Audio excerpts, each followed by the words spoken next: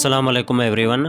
अॼु असां अवां जी ख़िदमत में हिकु नंढड़ी वीडियो सां हाज़िर आहियूं ऐं हिन वीडियो में असां अवां खे हिकु इन्फॉर्मेशन खां गाइड करणु चाहियूं था। अॼु असां हिन वीडियो में तव्हांखे ॿुधाईंदासूं त 2022 जा जेके इम्तिहान आहिनि उहे कॾहिं शुरू थींदा, कहिड़े महीने में शुरू थींदा। उन खां पोइ तव्हांखे इहो ॿुधाईंदासूं त हिन दफ़ो इम्तिहानी पेपर में केतिरो % MCQs हूंदा, केतिरो % सवाल हूंदा, उहो बि ॿुधाईंदासूं। तंहिंखां पोइ तव्हांखे इहो बि ॿुधाईंदासूं त हिन साल यानी कि 2022 में गर्मियुनि जूं मोकलूं कॾहिं थियनि पियूं, कहिड़े महीने खां थींदियूं ऐं कहिड़े महीने ताईं हलंदियूं। तंहिंखां पोइ इहो बि ॿुधाईंदासूं त सियारे जूं मोकलूं कॾहिं शुरू थींदियूं ऐं जेको नओं तालीमी साल आहे उहो साल कॾहिं शुरू थींदो। हिन वीडियो में असां तव्हांखे मुकमल इम्तिहाननि जी जेका टाइम टेबल आहे, इम्तिहाननि जो जेको शेड्यूल आहे, उन मुतलिक़ गाइड कंदासूं। त हीअ हिकु नंढड़ी वीडियो आहे, इन खे फ़ौरन लाइक करे छॾियो त पंहिंजी वीडियो खे स्टार्ट कयूं।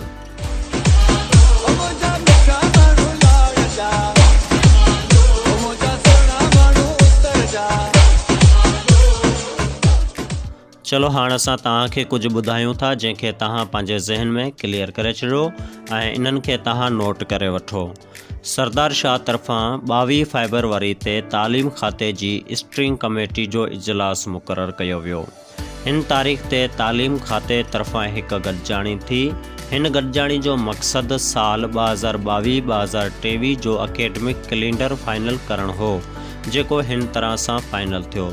हाणे असां तव्हांखे ॿुधायूं था त कहिड़े महीने में कंहिंजा इम्तिहान आहिनि ऐं उहे इम्तिहान कहिड़े तरह सां हूंदा, इन खे नोट करे छॾियो।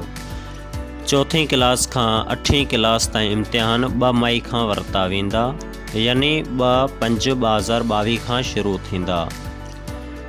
9 ऐं 10हीं क्लास जा इम्तिहान 17 मई खां शुरू थींदा। फर्स्ट ईयर ऐं इंटरमीडिएट जा इम्तिहान 15 जून खां शुरू थींदा। इम्तिहानी पेपर में 40% MCQs ऐं 60% तफ़सीली सवाल शामिल हूंदा। गर्मियुनि जूं मोकलूं 1 जून खां 31 जुलाई ताईं हूंदियूं।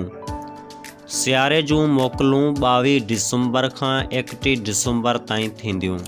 नओं तालीमी साल 1 अगस्त खां शुरू कयो वेंदो। त दोस्तो, ही जेके कुझु पॉइंट्स हुयूं इन्हनि खे असां पंहिंजे फेसबुक पेज ते बि शेयर कयो आहे। इहो लिस्ट असां अनकरीब यूट्यूब ते बि शेयर कंदासूं ऐं व्हाट्सअप जे ग्रुप में बि शेयर कयो आहे। उमेद कंदा आहियूं त तव्हां जेका असां तव्हांखे इंफॉर्मेशन ॾिनी आहे, इहो इंफॉर्मेशन तव्हां लाइ हेल्पफुल रही हूंदी। हिन में असां फ़क़ति एतिरो ॿुधायो आहे त जेको क्लास 4हीं आहे, क्लास 4हीं खां वठी क्लास इंटरमीडिएट ताईं जेके इम्तिहान अचण वारा आहिनि, उहे इम्तिहान कहिड़ी डेट ते ईंदा, कहिड़ी डेट खां शुरू थींदा ऐं उहे इम्तिहानी पेपरनि में केतिरे % MCQs हूंदा ऐं केतिरे % तफ़सीली सवाल हूंदा। त हाणे असां इंशाल्लाह हिकु न्यू वीडियो सां तव्हां सां मुलाक़ात कंदासूं। तेसीं ताईं असांखे ॾियो इजाज़त।